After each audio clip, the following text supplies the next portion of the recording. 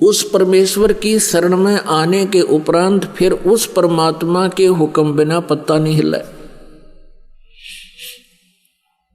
लेकिन उस परमात्मा से लाभ लेने के लिए हमने जो मर्यादा है वो हमारी प्रॉपरली बनी रहे।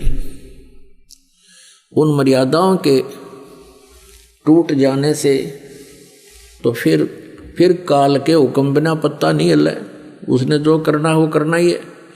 तो इस प्रकार जैसे आप जी परमात्मा से दूर रहकर प्रत्येक प्राणी नो सोचा है मैं अपने बेटे और बेटियों को इतनी अच्छी शिक्षा दे दूं कि ये टॉप में आवें प्रत्येक कक्षा में, और फिर ये बड़े IAS IPS या कोई डॉक्टर इंजीनियर बन जावें।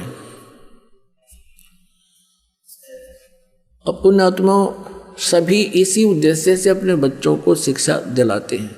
और कौन कितने क्या बनते हैं इधर आपका कभी ध्यान नहीं जाता, क्योंकि आप उस संसार के ही विचारों में ग्रस्त रहते हो। एक दूसरे से डिस्कस करके बस इतनी ही सोच लेते हो फलाने का लड़का डॉक्टर लग गया और उसने भाई 2 साल में कोठी बना ली, फलाने का लड़का इंजीनियर लग गया बस 3 साल हुए हैं भाई वहाँ कोठी गाड़ दी, बढ़िया कार ले ली। यानी जितना वो लूटे खसोटे दुनिया में उतनी प्रेज होती है उसकी, और उसकी आगे फिर दुर्गति क्या होगी ये तत्व ज्ञान के इस जो है ना चश्मे से दिखाई देगी कि उसकी केबरान मिट्टी होगी। पुण्यात्माओं जिस भी प्राणी के भाग्य में जो लिखा उसको वही मिलेगा। कोई ये सोचे कि मेरे करने से मैं प्रयत्न करूंगा और तभी मुझे सब कुछ मिलेगा, या भूल है। प्रयत्न तो प्राणी को करना ही पड़ेगा, लेकिन परमात्मा के बिना उसको कोई लाभ नहीं हो सकता।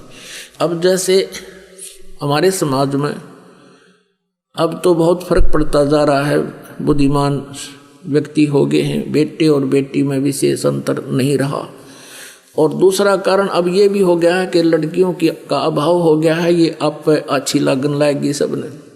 और एक विशेष व्यवस्था इस परमात्मा की कृपा से यहाँ इस आश्रम से एक विशेष व्यवस्था बनाई गई है कि जैसे हम पहले बेटी के विवाह में बहुत ज़्यादा ही दुखी हो जाया करते थे, ना जाने कितना दान करते थे फिर भी अगले का पेटा नहीं भरता था, ऐसी नीयत खराब हो गई थी। अब वो बिल्कुल समाप्त हो गई है कि लड़की का विवाह होगा हमने कुछ दान नहीं देना, और लड़के का विवाह होगा हमने 1 रुपया भी नहीं लेना, क्योंकि हम इस न्यू नहीं कोई एक वैसे फॉर्मलिटी है, या ये भगवान का विधान है कि हम एक दूसरे के कर्जे से मुक्त होना है। हम एक दूसरे का ले दे का यही फंसे रहते हैं। जैसे कोई आज किसी से धोखाधड़ी करके कोई 20-30 लाख रुपये, 50 लाख रुपये, 10 लाख रुपये, 2 लाख रुपये कोई ले लेता है, उसके हड़प जाता है, तो अगले जन्म में उसने देने पड़ेंगे और जमाई बन के लेगा। पहले जैसे क्या व्यवस्था थी कि जैसे हम आप देखा करते इन बड़े बड़े पैसे वालों को लड़की का विवाह होता था, दामाद को कार न्यारी देते थे, 2-3 लाख रुपए नगद दे देते थे, आगे कोठी बना देते थे। क्यों? वो पिछले जन्म में ले रहा था उसका। अब वो दामाद बन के ले गया, लड़की भी ले गया और 10-20 लाख रुपये भी अपने पूरे कर लिए, और फिर मृत्यु को प्राप्त हो जाता है। एक बहुत बड़ा अधिकारी था, उसने अपनी लड़की का विवाह किया अपनी रिटायरमेंट से 6 महीने पहले, और उसको पता था कि मैं आमंत्रित करूंगा अपने अंडर जितने भी अन्य अधिकारी हैं वो आएंगे, कोई 1 लाख लेकर आओगा, कोई 50,000, कोई 10,000 दिखा दिखा कर देगा। और ऐसा ही किया। फिर वो रिटायर हो गया। उस समय 3-4 लाख रुपये बेटी के ब्याह पर लगाए। ये सन 1988 की बात है, 89 की। उस समय 3-4 लाख तो आज के 30-40 लाख समझो। अब लड़की का विवाह कर दिया, 3-4 लाख रुपये लगाए, और कर्मचारी अधिकारी कोई 2,000, कोई 10,000, कन्यादान को 20,000, कोई 50,000। और फिर क्या हुआ, उस विवाह के 6 महीने के बाद उसको तलाक दे दिया उसके पति ने। अब उस झटके में उसने पता था इब तया 4 लाख में लड़की ब्याही है और दोबारा ब्याहूंगा तो 8 लाख लगेंगे, हार्ट अटैक होगा मर गया। अरीब के बनेगा, अब गधा बनेगा वो, और जिससे ले रखे थे उसके लठ मारेंगे, डोवेगा। परमात्मा के विधान से जब हम परिचित हो जाएंगे, हमने विष दिखाई देगा ये किसी से पैसा लेना, तो पुण्यात्मा इस प्रकार से ये स्थिति बदलेगी। तो पहले जो ये व्यवस्था थी उस समय कोई भी लड़की का जन्म नहीं चाहता था, विवाह होते ही ये सोचा करता भगवान संतान हो और पुत्र हो। अब वो चाह रहा था कि पुत्र हो, लेकिन पुत्री का को जन्म हुआ। फिर दूसरी बार देखा हे भगवान अब के तो दया करे परमात्मा पुत्र हो, और वह भी पुत्री होगी। अब तीसरी बार जब गर्भ रहा उसकी पत्नी को, परिवार को भी यही आशा हुई कि हे भगवान पुत्र हो और वो भी पुत्री होगी, और चौथी भी पुत्री होगी, 5वीं भी बेटी होगी। अब क्या मनुष्य का चाहा हुआ, क्या मनुष्य का किया हुआ, वही हुआ जो उसके मस्तिष्क में पहले लिखा हुआ था। तो यहाँ अगर कोई ये सोचे तो इसको कहते हैं उस साहेब के हुक्म बिनानी तरवर पाथ हिलंदा। तो पुण्यात्माओं जब हम इस आध्यात्मिक ज्ञान से परिचित हो जाएंगे फिर हमारी 90% बकवाद हट जाएंगी। ये छोटी छोटी कथाएं हैं जो आपके बहुत काम आएंगी। एक समय एक गांव में, एक नगर में एक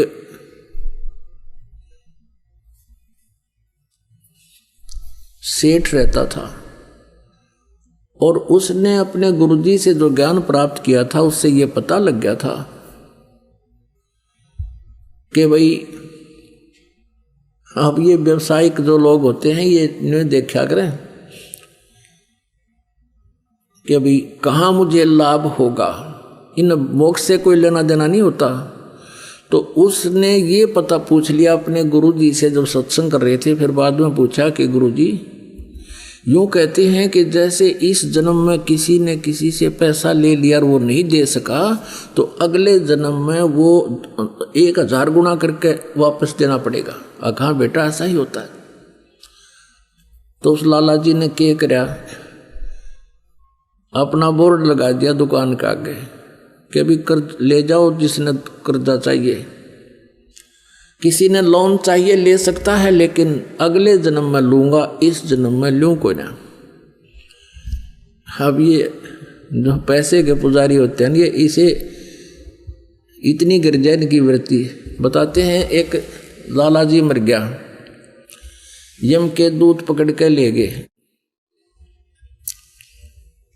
तो उससे पूछने लगे भाई तेरे को पहले स्वर्ग में भेजा या नरक में, क्योंकि तेरे इतने पुण्य इतने पाप। नो बोला दोनों के बीच में बिठा दे, नो उनके भी आओगे गा कर नरक वाले भी आओगे, दोनों के बीच में बिठा दो मैंने। यानी वहाँ भी अपने बिजनेस पॉइंट व्यू से ही सोचा उसने। तो इसी दृष्टिकोण से उस लाला जी ने अपने गेट पर ये बोर्ड लगा रखा था कि अभी इस जन्म जो कोई लोन लेगा तो अगले जन्म में लूँगा उससे। 2 ठग थे, उन्होंने वो बोर्ड पढ़ लिया। वो चले थे चोरी चारी करने, उन्होंने बोर्ड पढ़ लिया। दोनों बतलाए रही साहब मूर्ख, हमने तो पहली बार देखा है, मेंटल तो नहीं है। अब उससे बात करी भाई लाला जी हमने 200 रुपये कर्ज दे दे। बोला ले ले भाई। वो पक्का करे थे, वो कहने लगे भाई देखा हम तो जल्दी देवांगे, व्यवहार के पक्के आदमी है। वो कहने लगा ना भाई मैं तो अगले जन्म में लूँगा। अब उन्होंने फिर पक्का कर करना भाई हम तो 6 महीना के भीतर तेरे वापस दे देंगे ब्याज रुपया। वो बोला ये ब्याज लूँगा और अगले जन्म में लूँगा, ना तो जाओ तुम। तो उन्होंने सोचा अच्छा भाई ले अगले जन्म में ले। उन तो ठगना था ही वो। उन दोनों ने अपने 200 रुपये या जैसा भी 100 या 500 लिए और दरे गठड़ी में चल पड़े। आगे वो चलते जा रहे थे। एक गांव के बाहर एक तेली का घर था। पहले तेली होते थे, कोल्लू चला करते थे बैल से, और उसमें सरसों पीड़ा करते थे और तेल बनाते थे। उस तेली के आंगन में कोल्लू लग रहा था। एक बैल तो चल रहा था, कोल्लू चला रहा था, एक वहां खड़ा था, पेड़ से बांध रखा था। तेली किसी कामवश गांव में गया हुआ था। वो दोनों वहां रुक गए, जलपान कर ले, पानी पी लेते हैं। उन्होंने पानी पिया तो दोनों बैल बतलावे थे, आपस में बातें कर रहे थे। अब जो बैल चल रहा था उसमें कोल्लू में उसने पूछा, जो बैल खड़ा था, कि भाई तेरा कितना लेन देन इस तेली के साथ बचा है। अब वो खड़ा बैल कह रहा है कि अभी कल जो है ना एक व्यक्ति आएगा और मुझे इससे मोल ले जाएगा 200 या 400 रुपये में। वो उस तेली का वो इतने पैसे मांगता है, और वो जो मुझे लेने आएगा वो मेरे 1200 रुपये मांगता है। उसके सारा हिसाब किताब लाकर 1200 रुपये ब्याज ब्यूज के हो रहे हैं। और वो फिर क्या होगा, मुझे यहाँ से ले जाएगा। आगे एक राजा ने हाथियों का युद्ध करवा रखा होगा, आपस में भिड़ंत, और उसमें इनाम रखा होगा, 12 रुपये का रखा हुआ है। मुझे वो ले जाएंगे तो उनका वो तमाशा देखने लग जाएंगे, हाथियों के झगड़े लड़ाई को, और मैं उस हाथी को हरा दूंगा जिसने सबको पराजित कर दिया होगा, और फिर मुझे 1200 रुपये का इनाम मिलेगा मेरे उस मालिक को जो यहाँ से ले जाएगा। मेरी मृत्यु हो जाएगी, मेरा और उसका हिसाब बराबर हो जाएगा। भाई मैंने पिछले जन्म में उसने जो ना 20 रुपये लिए थे, आज वो 1200 हो गए।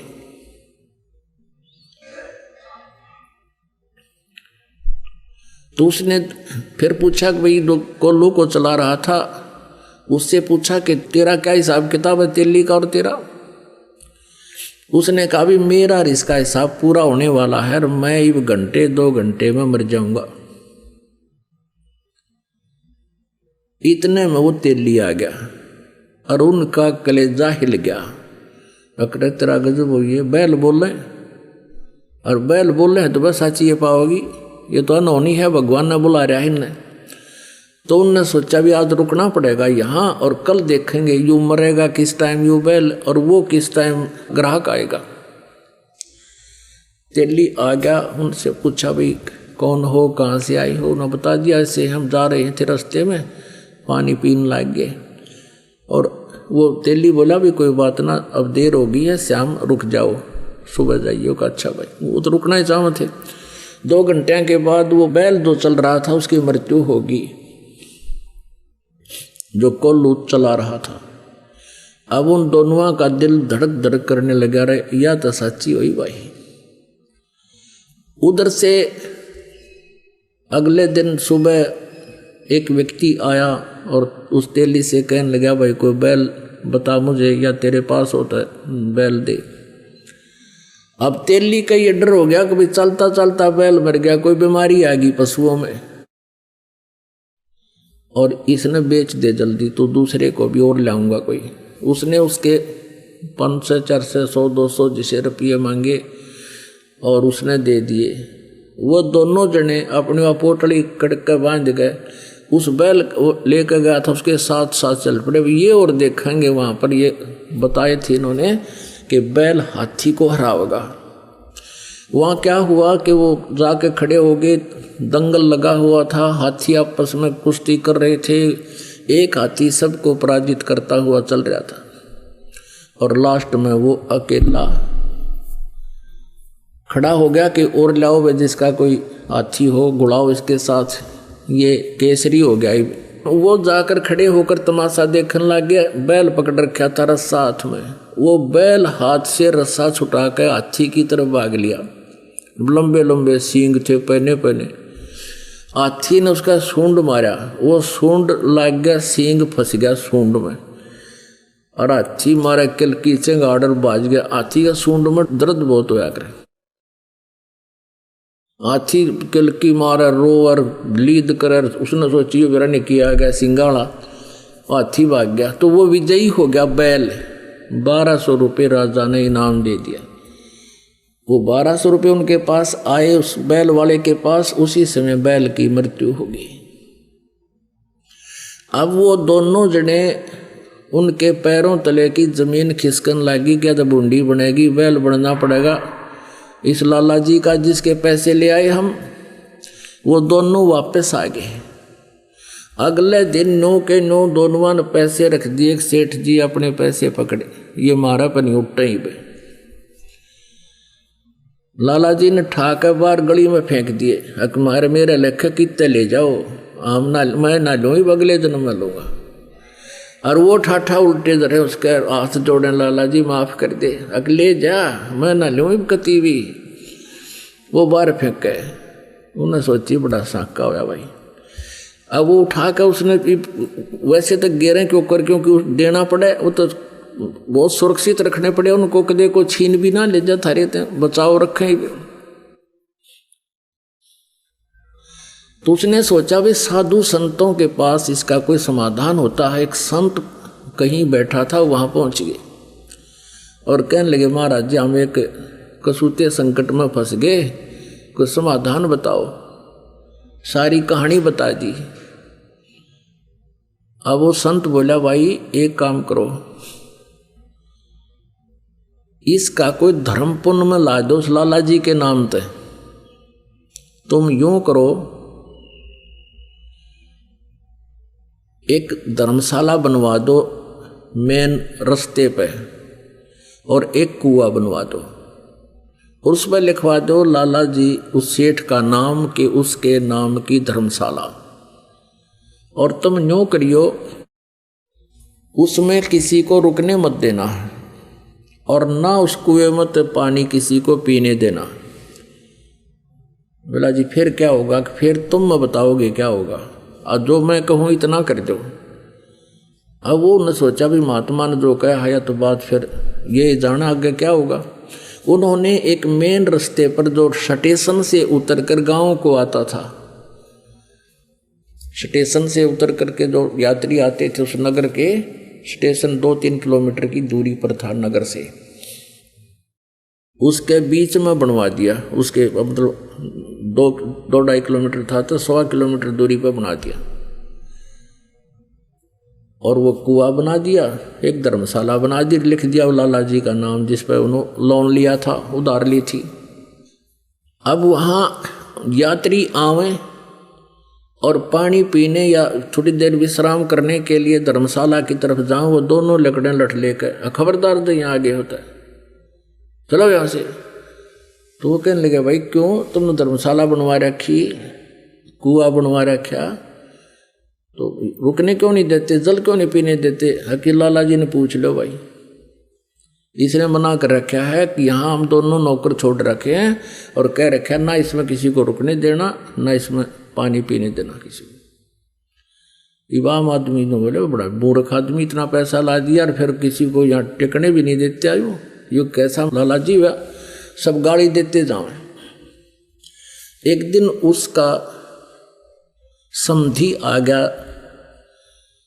उसके लड़की ब्याह रखी थी, वो समधी भी आया, उसने देखा पढ़ा अको हो तो अपने ही रिश्तेदार का बनवाया हुआ है और अच्छी मरोड़ सी में पहुंचा, चला उधर को। वो दोनों लकड़े लठ ले गए, खबरदार जो इधर आया था।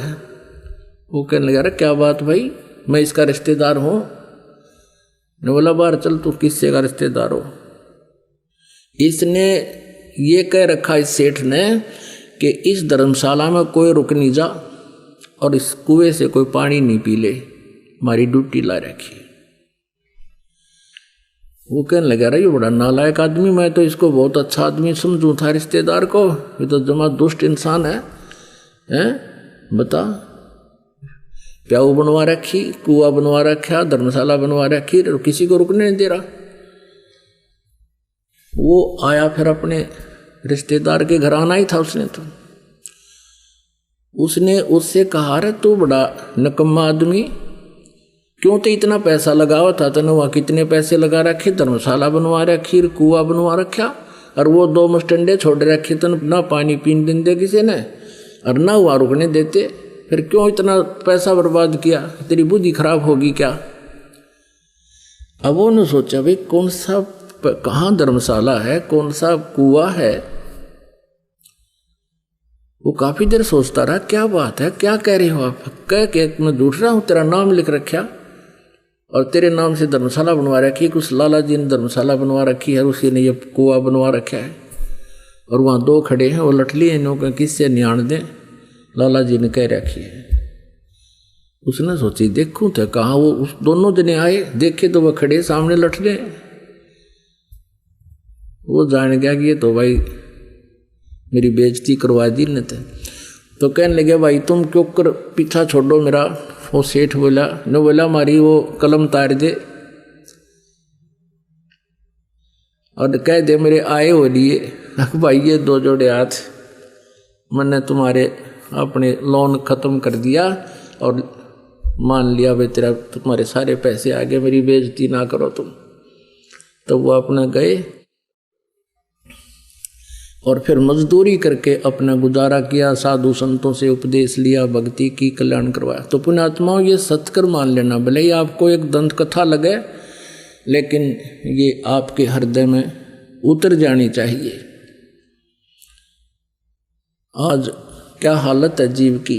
तो इस प्रकार जब अध्यात्म ज्ञान हो जाएगा आपको, आप ये गलती नहीं कर सकते हैं। ये दास देख रहा है, पहले शराब पिया करते थे, ताश खेला करते थे, दुनिया ने लूटा करते थे, 2 के 20 बनाया करते थे, चाहे कोई दूध बेचता था या कोई दुकानदार था, और दूनी बिरान माटी हो रही थी उनकी। और आज वो प्राणी किसी का 10 रुपये आ जाते हैं ना, घर दे काम वापस। एक बहन बता रही थी कि मैंने एक लाला जी से कपड़ा लिया, उसने रेट बताया, कम बत्ती करके जो हमारा फाइनल रेट हुआ वो 200 रुपये का हुआ, और मैंने उसको 1000 का नोट दे दिया, उसने मेरे को 1250 रुपये वापस दे दिए, चुप करके उसका धोखा लगा। तो मैंने उस टाइम तो ध्यान रहा नहीं, और घर आकर देखा कि मैं तो इतना का सामान लाई हूँ और इतना पैसा मेरे पास, ये फालतू आ गया सेठ का। अगले दिन गई और उसके वापस पैसे दिए उसने, जितने भी वो फालतू थे, वो उसके मुंह का नहीं देखा है। ए बेटी तू तो देवी उतर रही है, यहाँ तो ठा ले जा, वापस देने की बात दूर से, जब दाव लग जाता कि मैं और भी ठा ले जा लोग, और तू वापस देना आ गई, मेरा तो याद भी ना थे। तो पुण्यात्माओं इस प्रकार फिर आप के पास किसी का एक नया पैसा भी हजम नहीं हो सकता। आत्मा नहीं मानना आपकी, क्योंकि इसको पता है फिर के दुर्गति होगी और कैसे पूरे करने पड़ेंगे। गधा बन के कुम्हार के घर पे ये प्राणी उसके पूरे करेगा, और फिर कितना कष्ट उसके ऊपर से गुजरेगा वही जाने। तो पुण्यात्माओं परमात्मा कहते हैं अपनी महिमा बताने के लिए कि तुमने उस दरगाह का मैल नहीं देखा और धर्मराज के तिल तिल का लेखा। तो प्रसंग चल रहा है कि जब हम परमात्मा के आध्यात्मिक ज्ञान से परिचित हो जाएंगे फिर हमारी एक विशेष व्यवस्था बनेगी, आत्मा के अंदर एक विशेष उभार आवेगा। अब देखता ये दास आज भी कम से कम 4 भक्त आए थे, नो बोले जी रास्ते में 100 रुपये पड़े पाए, अब वहाँ देवा किसने, यहाँ दान कर दिया, घर पर नहीं प्रयोग हो सके। और पहले के सचिथी थी नो देख के ठा करते को देखते ना ले और गोज मंगा लेते। तो ये वृत्ति हमारी बदलती जा रही है। कोई कहता 500 रुपये, कहता जी ऐसे 5000 रुपये पड़े मिले मुझे, और जा रहा था, एक व्यक्ति आ रहा था, मुझे ऐसा लगा जैसे इसका कुछ गुम हो गया। मैंने उससे पूछ लिया भाई कहाँ से आए हो, कहाँ जा रहे हो? वो कहने लगा कहाँ जा रहा हूँ, मेरे पैसे गिर गए और जेब मत निकल गए, किस प्रकार मैं कुछ सामान निकालूं था, और सारे देख लिया, मैंने पाए नहीं। कितने पैसे थे तेरे भाई? कि 5,000 रुपये थे, ये नोट थे। नो बोला नो के जब मैंने उसको निकाल के दे दिया कि ये थे। उसने सीने से लगा लिया मेरे को। नो बोला राज के युग में इसे देवता बचे हैं। तो पुण्यात्माओं, ऐसे यह बिल्कुल स्थिति बदल जाएगी और आपकी आत्मा इतनी खुश होगी उस पैसे को वापस दे करके। और यदि हम किसी की चोरी करते हैं तो दूना दुख होता, उस प्राणी का दूना विनाश होता है। एक भक्त बहुत गरीब था, किसान था, और उसने परमेश्वर कबीर जी, क्योंकि वो परमात्मा रह कराते रहते हैं, कभी किसी साधु रूप में, किसी संत रूप में, या किसी वैसे एक जीवन वो पूरा एक जनसाधारण जैसा जी कर भी पूरा करते हैं। तो वो गरीब आदमी था। वो कहने लगा महाराज जी बहुत ही स्थिति खराब है, परमात्मा का ज्ञान सुना। परमेश्वर ने कहा बेटा नीत साबित रखिए, तेरा कमी नहीं रहेगी और ये भक्ति करता रहे। जितना तुझे चाहिएगा भगवान 21 देगा तुझे। अब क्या हुआ कि उसके एक बैल था, उससे गुजारा कर रहा था। एक चोर था, उस चोर ने क्या सोचा, वो चोरी करने के लिए निकला। उसने देखा एक गरीब व्यक्ति और गर्मी के दिनों में सो रहा है, उसके एक बैल बंधा है। उस एक का बैल न चुरा ले गया। अब चोर तो क्या है, जैसे 100 रुपये का बैल होगा, उस समय की बात, बहुत पुराने समय की है। तो किसी समय में ला लो इसको, तो एक उदाहरण है और सच्चाई है। तो उसने तो 10 रुपये का बिक गया, वो भी बेच दिया कि कहीं कोई पकड़ा ना जा तो, या 20 रुपये का, और बेच ब्याज खा पी कर फुर वो तो फिर उसाए हो गया। उसने कुछ दिन के बाद फिर ऐसे चोरी करता करता उसने सोची चल उस जिसका बैल चुरा के लाया था वो शरीफ आदमी लग गया ना, को पुलिस रिपोर्ट करी उसने, उधर ही चलते हैं। वहां जाकर देखा उसने 1 वर्ष या 2-1.5 वर्ष के बाद क्या देखा कि उसके 2 बैल बंधे हुए हैं, बहुत अच्छी स्थिति के, और वो सो रहा है रात्रि के समय। उस चोर ने उसके दोनों चुरा लिए, दोनों बैल चुरा लिए और ले गया। उनको बेच ब्याच के और अपना कर दिए फुरफुरा। वो फिर नो के नो उसको फिर टोटा सताने लगा। वो फिर चला, वो इधर उधर घूमता घामता। उसने सोचा एक बार फिर उधर देख लो, वो तो शरीफ आदमी है, कोई ऐसी प्रतिक्रिया भी नहीं कर रहा, ना कहता किसी खोजी को लेकर पीछे चलता है। उसने वहां जाकर देखा, क्या देखा कि उसके 4 बैल बंध रहे, 4 बैल नु खागड़ के से। अब उस चोर ने सोचा भाई मेरा तो नाश हो लिया और 3 बैल चुरा चुका मैं इसके, और इसके आज 4 बैल बंधे हुए हैं। भाई ये कौन सा जंतर मंत्र है इसके पास, इसने यो पूछूंगा मैं तो। और उसने वो वहीं सो रहा था किसान, उसको उठाया कि भाई उठना एक बार। वो किसान कहने लगा, सोया था, ने बोला भाई मुझे मत छेड़, मुझे सोने दे, सारा दिन काम किया है, नींद अभी लेटा हूँ, सोने दे। वो कहने लगा भाई मैं चोर हूँ। वो चोर कहने लगा मैं चोर हूँ। ने बोला भाई चोर है ना, अपना काम कर दो, तू आया है, मुझे अपना सोने दे। अब वो कहने लगा रहा जो काम मैं करना चाहूँ था वो मेरे अतीब होता कोई ना, इसलिए तुझे जगाऊँ हूँ ना, मैं कितने जगाऊँ वो। अब मैं चोरी नहीं कर पा रहा हूँ, मैं ये पूछना चाहता हूँ कि ये कौन सा जंतर मंत्र है तेरे पास भाई।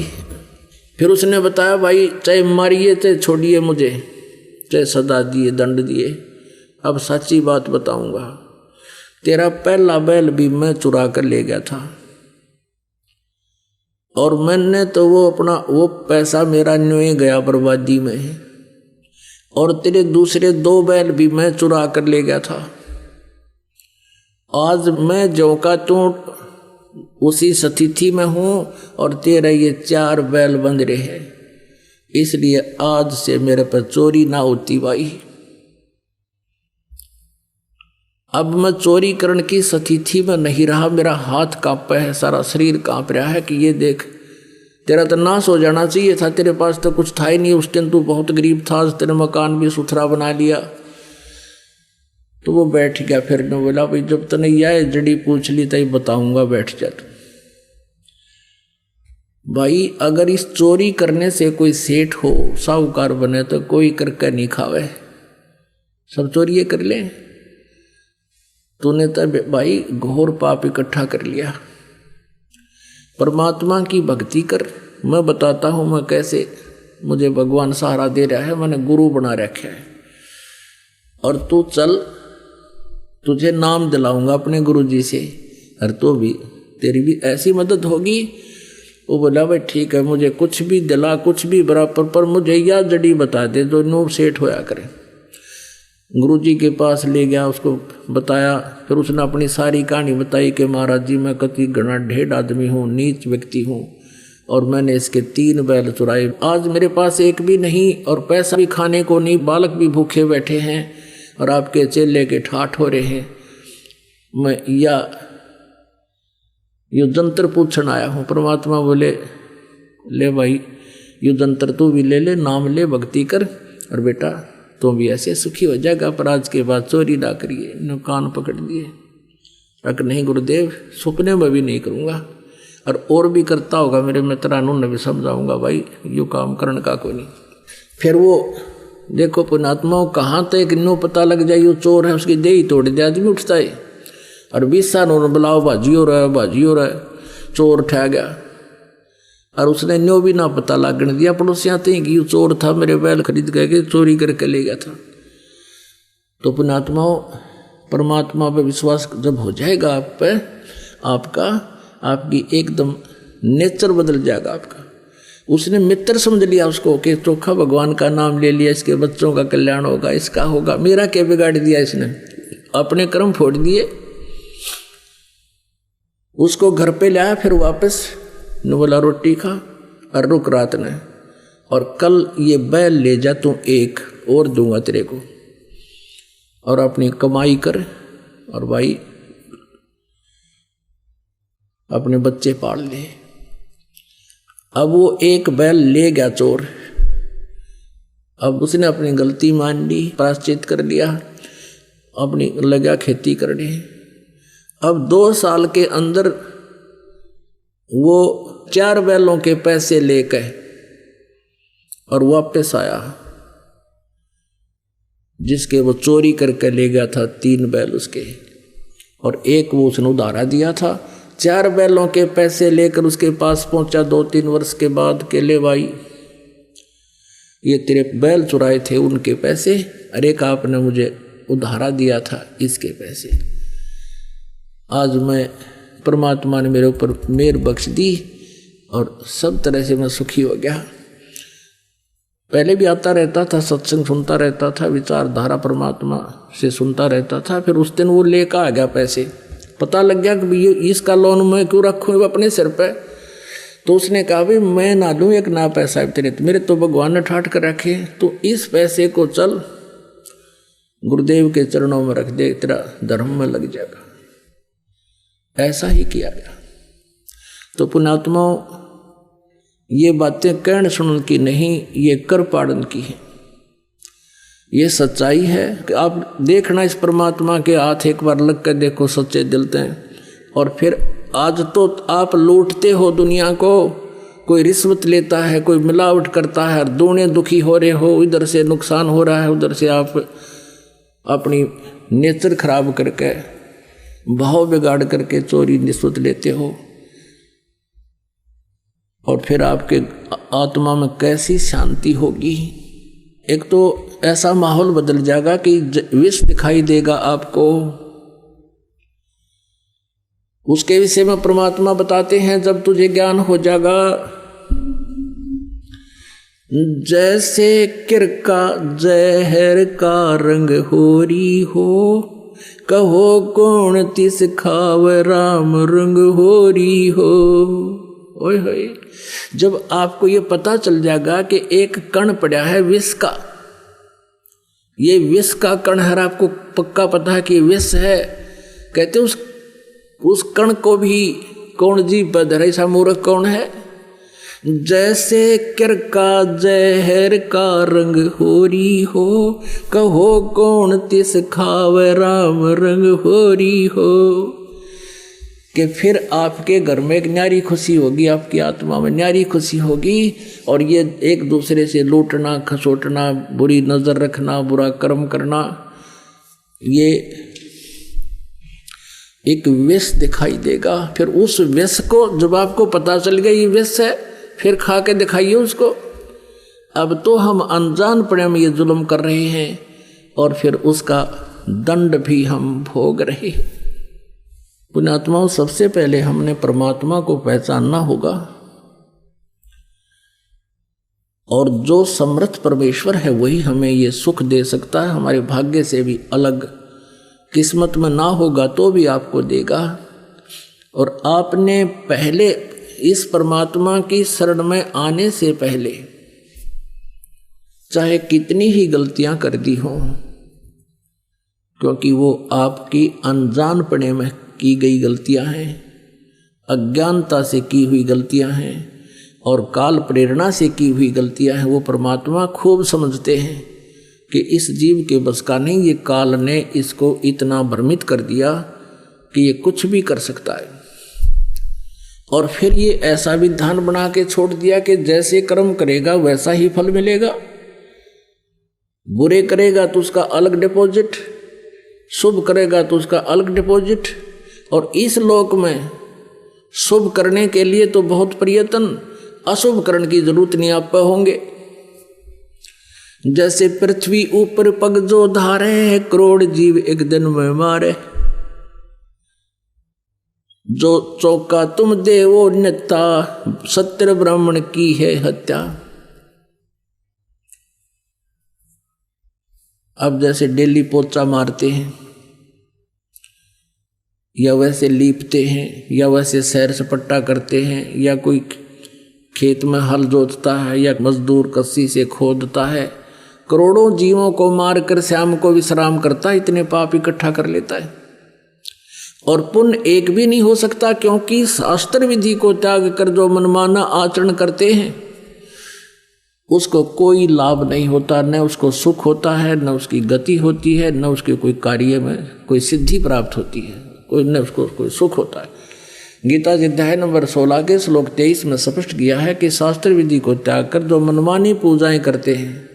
अब आज तक इस तत्व ज्ञान से आपको पता चलेगा कि आप क्या साधना करते थे, मनमाना आचरण करते थे, मनमानी पूजाएं करते थे जो आपको कुछ भी लाभ देने वाली नहीं थी। तो जो पूजा साधना आप करते थे वो तो यूजलेस, और जो भी दान आप करते थे बिना गुरु के, क्योंकि पूरे गुरु बिन बात नहीं बनती। इन नकली गुरुओं को निकली मेहनतों से आपने उपदेश ले भी लिया, गुरु शिष्य बन भी गए, तो इनसे भी कोई लाभ नहीं होगा। तो उससे क्या होगा कि आपका पुण्य तो एक भी नहीं बने था और पाप इतने बने जिनमें गिनती नहीं हुआ।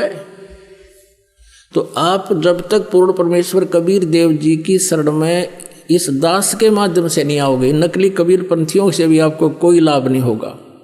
इस दास के अतिरिक्त सभी डुप्लीकेट पंथ हैं ये कबीर पंथ में भी, इनके पास सतनाम नहीं है, इनके पास सारनाम नहीं है, और सतनाम और सारनाम ही मोक्षदायक है और पाप नाशक है। वो केवल इस दास पर रजा बख्शी है परमेश्वर ने, ये सत्कर मान लेना, ये अभिमान नहीं, ये सच्चाई समझना। तो उसके अतिरिक्त जो भी आप साधना कर रहे थे वो तो यूजलेस थी, कोई पुण्य नहीं, और पाप आप पर बने थे, पापों का ढेर लगता चला जावा था, और आपके जो कुछ पिछले संस्कार पुण्य थे वो इस जीवन में समाप्त हो जाने थे। और फिर अगले जन्म में क्या होगा, वो पाप भोगने के लिए 84 लाख प्रकार के प्राणियों के जीवन में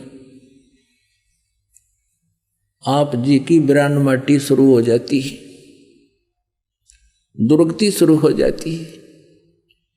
एक जीव का आप देख लो जीवन, क्योंकि अब तो आपका नशा हो रहा है, 2 टाइम पर टूक मिल जाए, अच्छी मोटरसाइकिल कार होगी, सामने गुटी ला लें, अब फिर पता ही नहीं क्या होगा आगे। इतनी सोचने की समय नहीं छोड़ रखा काल ने। लेकिन इस सत्संग में आने से आंखें खुल जाती हैं पुण्यात्मा की कि क्या कर रहा था और क्या करना चाहिए था। फिर ये इन प्राणियों को देखकर चिंतित होता है, भगवान यदि आज भगवान कबीर साहब की शरण न मिलती तो हम भी ऐसे ही भटक रहे होते, कहीं पशु बनते, कहीं पक्षी बनते। तो पुण्यात्मा परमात्मा के इस ज्ञान से जो पुण्यात्मा होती हैं उनको एक डर विशेष बनेगा और भय बिना भक्ति बने नहीं।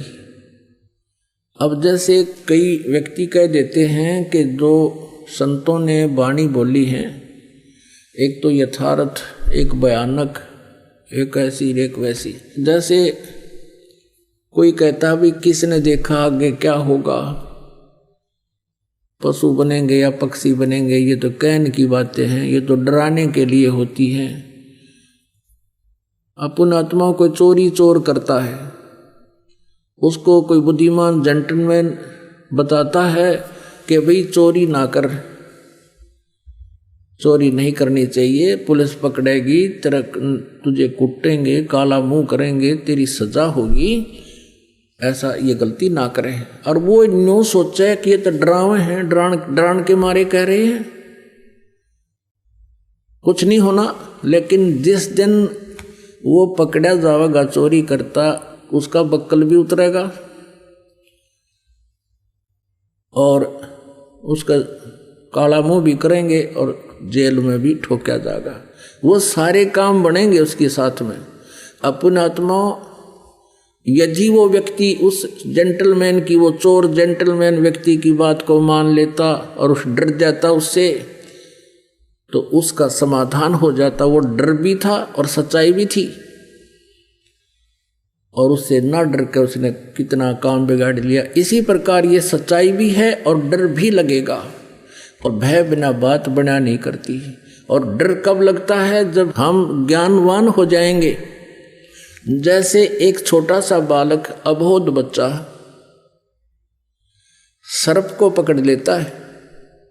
एक बहन बतावा थी कि मेरी लड़की का लड़का आंगन में खेल रहा था, पशुओं का आंगन था, पशु खेतों में चले गए थे और उसकी माँ उसको वहाँ छोड़कर पशुओं का गोबर बाहर डाल रही थी। एक सर्प आ गया, काला सर्प, और उसने जाके उसको अच्छी वस्तु जान के न्यू पकड़ लिया। पकड़ते ही वो हाथ पर डस गया, उसने वो छोड़ दिया, वो खिसक गया। कुछ देर के बाद उसका हाथ सूजना शुरू हो गया। अब वो बच्चा बता नहीं सकता, उसकी माँ पूछे क्या लग गया। उस समय तो उसको कोई बच्चे को दर्द भी महसूस नहीं हुआ, थोड़ी थोड़ी सी वो बोलता था, ज़्यादा भाषा नहीं बोल पा रहा था। डॉक्टर के पास ले गए। डॉक्टर ने बताया कि इसके किसी विषैले जानवर ने काट रखा है। फिर बच्चे से पूछने लगे, बेटा कैसा था, क्या था, किसने डस दिया? वो कहने लगा, भैंस की पूंछ कैसा था, काला काला। अब उसको ये नहीं मालूम था ये सांप था। उसने वो सांप पकड़ दिया और उसने वो डस दिया, तो मुश्किल से जान बची उस बालक की। तो 1 हफ्ते के में जाकर होश में आया वो।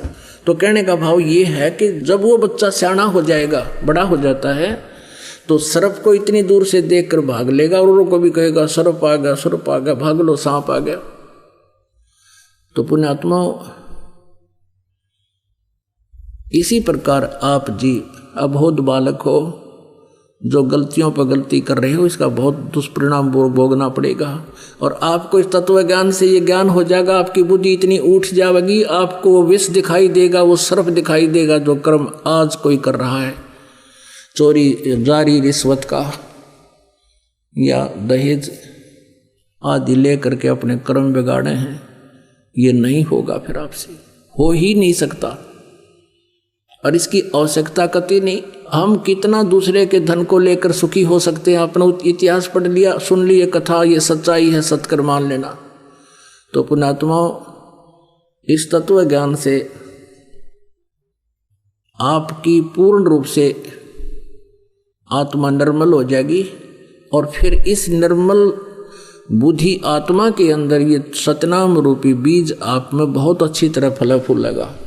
भगवान की भक्ति शक्ति आपको इतना सुख देने लग जाएगी, आप सोच भी नहीं सकते कि सचमुच भगवान ऐसा अब भी कर रहा है।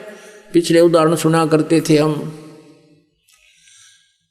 कि भगवान ऐसा दे दिया, उसको ऐसा कर दिया। आपको वर्तमान में दिखा देंगे, रोज कथा सुनाया करोगे अपने मित्रों को कि आज मेरा इतना ऐसा हो गया, ऐसा सुख हो गया। ये वो परमात्मा है।